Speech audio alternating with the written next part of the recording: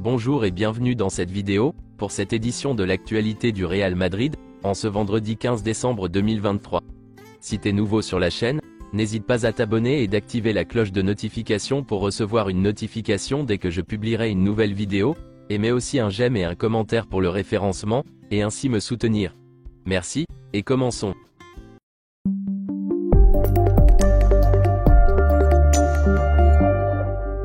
Le Real Madrid était déjà assuré d'être en tête de ce groupe C avant cette dernière journée de la Ligue des Champions. Pourtant, Carlo Ancelotti a mis la grosse équipe lors de ce déplacement en Allemagne, pour défier l'Union Berlin. Les Merengues ont d'ailleurs attendu les toutes dernières minutes, pour s'imposer au terme d'un match fou, sur le score de 3-2, un but de Ceballos, et un doublé de Joselu. Joselu a été l'homme du match. Carlo Ancelotti a comparu en salle de presse de l'Olympia Stadion après la victoire du Real Madrid face à l'Union Berlin, qui a permis à son équipe de signer une phase de groupe sans le moindre accroc, avec 6 victoires en autant de matchs. L'entraîneur italien a déclaré ceci. Il n'y a pas de mais dans cette phase de groupe. Nous avons été très bons, avec de la continuité, et le jeu s'est amélioré depuis le début de la saison. Le mais lors des 2 derniers matchs est que nous n'avons pas bien géré notre avance. Ni ce soir avec le 1-2, ni contre le Betis à 0-1.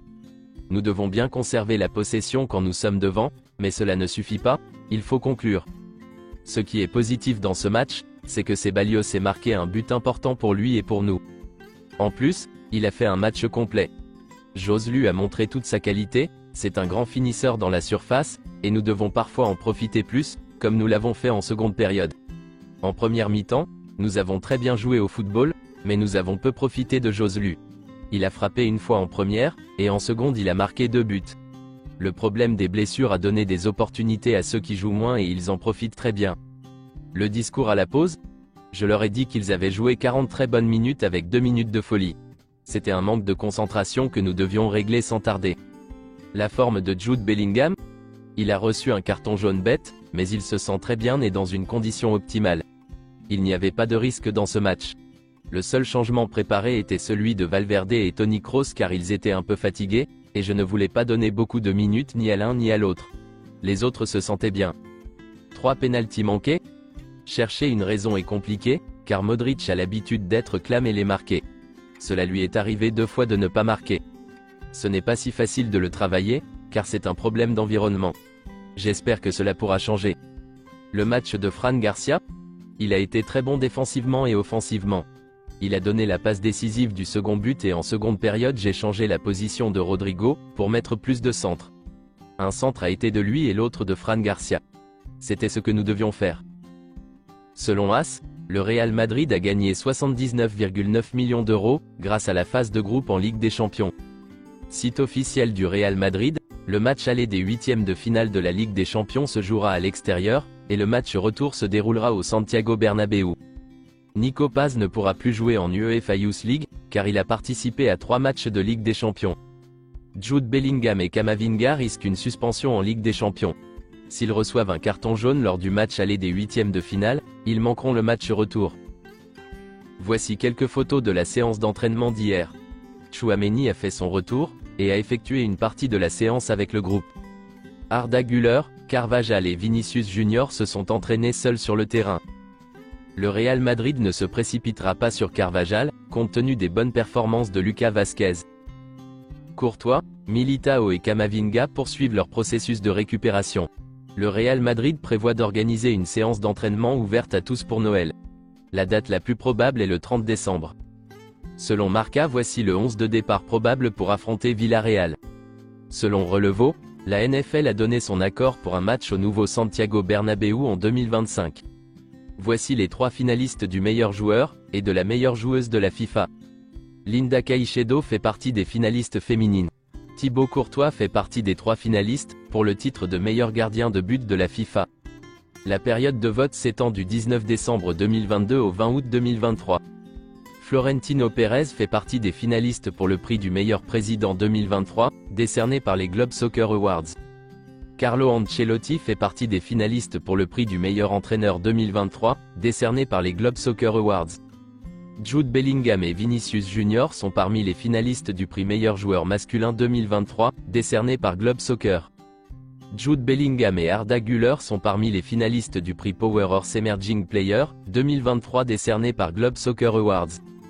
Jude Bellingham et Luka Modric font partie des finalistes pour le prix du meilleur milieu de terrain 2023, décerné par Globe Soccer Awards. Thibaut Courtois fait partie des finalistes pour le prix du meilleur gardien de but 2023, décerné par les Globe Soccer Awards. Le Real Madrid affrontera Arandina en Coupe du Roi. Arandina est l'équipe qui a éliminé Cadix, au tour précédent de la Coupe du Roi. Le Real Madrid jouera contre eux à l'extérieur, les 6 et 7 janvier. Il est possible que le Real Madrid joue contre Arandina au Stade El Plantio. Le maire de Burgos l'a proposé. Le maire d'Aranda de Duero, Antonio Linares, a rejeté cette possibilité. Le Real Madrid jouera contre Arandina au Stade Juan Carlos Higuero. Le Real Madrid et Gérone entretiennent de très bonnes relations. Lorsque Michel, l'entraîneur de Girona, se rend à Madrid, il regarde beaucoup de matchs de la Castilla. L'entraîneur de Girona, Michel, apprécie beaucoup Mario Martin. Iker Bravo est reconnaissant envers Arbeloa.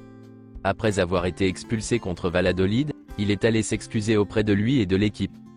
Arbeloa n'a jamais douté de sa qualité, mais a mis en doute son manque de maturité. Depuis ce moment, Bravo a changé d'attitude et de régime, et il s'efforce de réussir. Hendrik sera à Madrid ce week-end, il rencontrera Florentino Pérez, et s'habituera à la vie à Valdebebas et à Madrid. Selon un journaliste de Relevo, l'équipe nationale allemande aimerait que Toni Kroos revienne, et participe à l'Euro 2024. Elle a même consulté des intermédiaires au sujet de sa situation au Real Madrid, et de sa volonté de revenir. Cependant, Toni Kroos a pris sa décision, son retour est presque impossible. Voici une déclaration de Fabrizio Romano. Lorsque nous avons eu les histoires de Mbappé et du Real Madrid en juillet, j'ai interrogé mes sources du Real Madrid à ce sujet, mais la réponse était toujours la même. Notre signature vedette pour cet été est faite, et il s'agit de Jude Bellingham. Il va marquer beaucoup de buts, et faire des passes décisives. C'est donc tout à l'honneur du Real Madrid. Selon Relevo, David Alaba a toujours une offre de l'Arabie Saoudite sur la table, précisément du club d'Al Ittihad. Mais il veut continuer au Real Madrid. Le premier et le plus important, Kylian Mbappé. Le Real Madrid s'intéressera à lui dès le début de l'année 2024, selon un journaliste de Relevo. C'est tout pour cette édition de l'actualité du Real Madrid, et merci d'avoir suivi la vidéo. Abonne-toi et mets un j'aime si t'as aimé la vidéo, et mets aussi un commentaire en donnant ton avis, et à la prochaine pour plus d'infos sur le Real Madrid.